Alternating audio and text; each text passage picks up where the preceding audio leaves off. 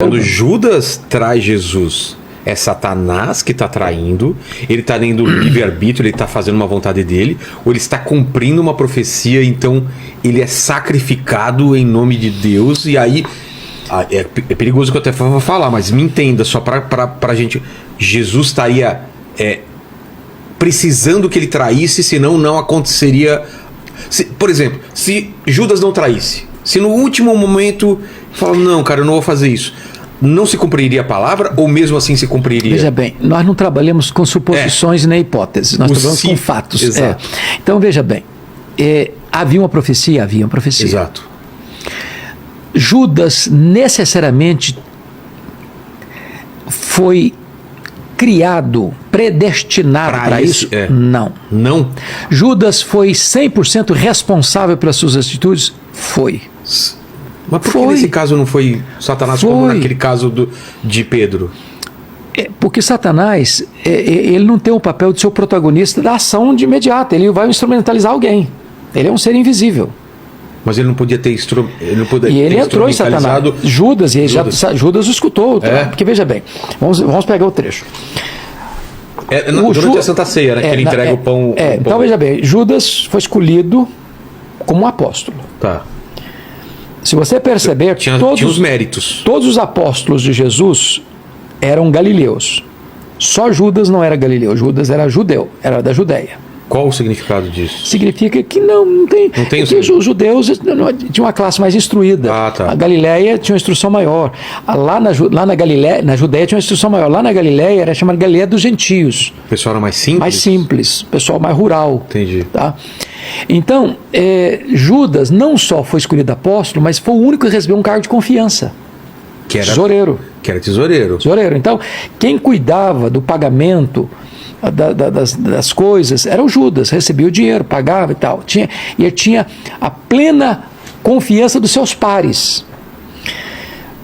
Até no final, se você perceber, lá quando Maria, lá em Betânia, pega aquele vaso de alabastro com precioso perfume de nardo puro. É ele que fala aqui. Vai gastar com... caro isso daí, é desperdício. Disse que é isso, podia vender esse negócio aí, 300 denários, dava aos pobres e tal. E lá em João 12 diz que ele fez isso, não é porque ele era filantropo, não. Ele era ladrão. Ali diz que ele era ladrão. Ele estava interessado nessa grana. E o contexto histórico prova que ele saiu dessa noite lá em Betânia para ir lá em Jerusalém, 10 quilômetros, para vender Jesus por 30 moedas de prata. Foi aí? Foi aí. E aí diz o texto que ele aguarda uma ocasião oportuna para entregar Jesus. Aí veja a malignidade do coração de Judas. Porque quando Jesus está à mesa, na Páscoa, na quinta-feira à noite, Jesus lava os pés dos discípulos. Lava os pés de Judas. Quando Jesus está comendo, Jesus faz uma declaração espantosa. Um de vós há de me trair. O pânico entre eles. Quem, Senhor? Quem? Porventura sou eu? Porventura sou eu? Porventura sou eu? Porventura sou eu? O Judas tem a cara de pau de perguntar: porventura sou eu, Senhor? Tu o dizes. E Jesus o revela ainda mais: aquele que meter comigo a mão no prato, esse me trairá. E diz a Bíblia que nesse momento Satanás entrou nele. E ele saiu. E os discípulos confiavam tanto nele que acharam que ele, como tesoureiro, tinha saído para comprar alguma coisa, estava precisando ali para o jantar de Páscoa. Não duvidaram.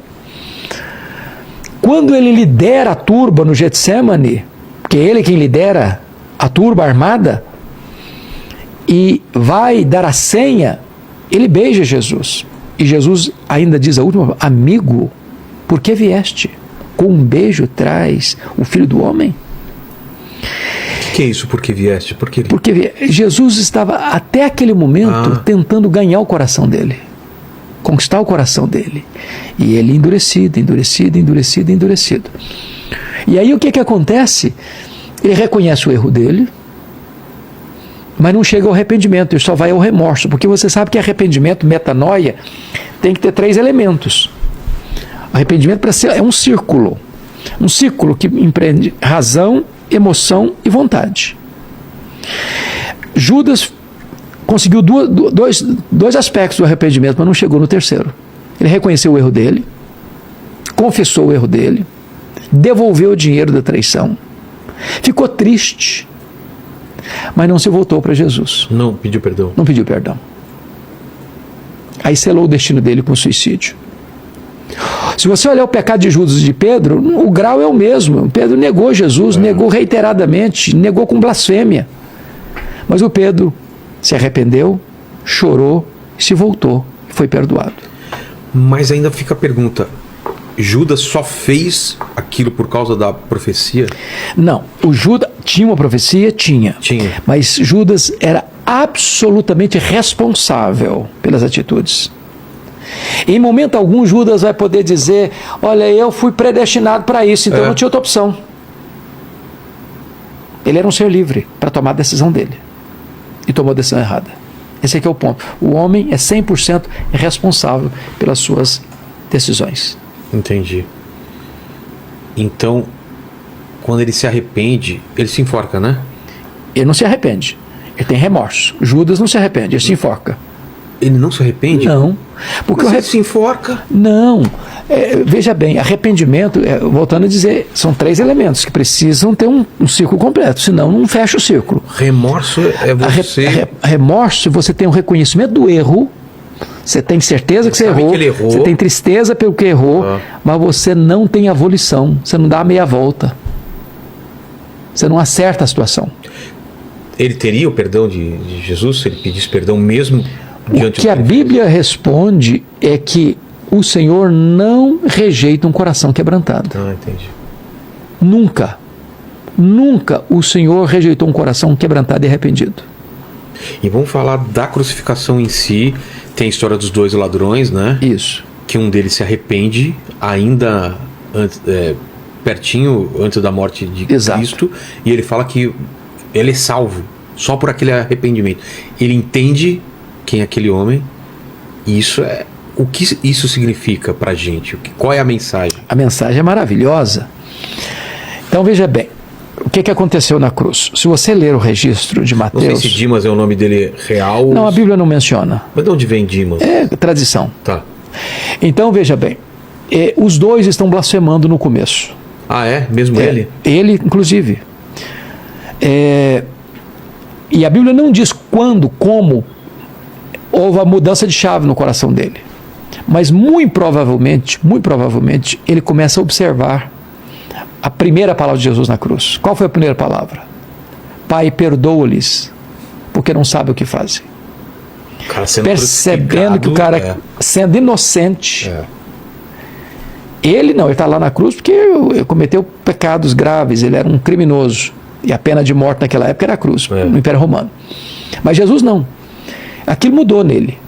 Então, ele reconhecendo isso, disse, Senhor, repreendeu o colega dele. Nem ao menos temos a Deus, estando sob igual sentença. Nós, por justa razão, estamos aqui. Mas esse nenhum mal fez. Aí se volta para Jesus, Senhor, lembra-te de mim quando vieres no teu reino. E Jesus responde, em verdade te digo que hoje mesmo estarás comigo no paraíso. Então, o que tem isso a ver para nós? Primeiro, mostra que a salvação não é pelas obras. Com certeza, senão ele não conseguiria. Se fosse, ele não era o cara. Exato. Segundo, salvação, ela não é fruto de qualquer rito religioso. Que não deu para descer da cruz, ser batizado, sim. Frequentar a igreja e tal, cantar no coral. Terceiro, a salvação não é um caminho que eu abro da terra para o céu, com as minhas próprias mãos, com o meu próprio mérito. Então ninguém chega no céu e diz, eu vim aqui receber a medalha de honra que eu mereço. Sou um cara maravilhoso e eu mereço, então vim receber meu prêmio. Não. Salvação é uma expressão exclusivamente da graça. Não mérito humano, é graça de Deus. Recebida imediatamente. Não é lá no final, não é agora. Agora, no momento que você creu, nesse momento, você é salvo. Jesus disse em Mateus 6,47 assim, em verdade vos digo, quem crê tem a vida eterna. Simples assim, profundo assim, misterioso assim. Entendi.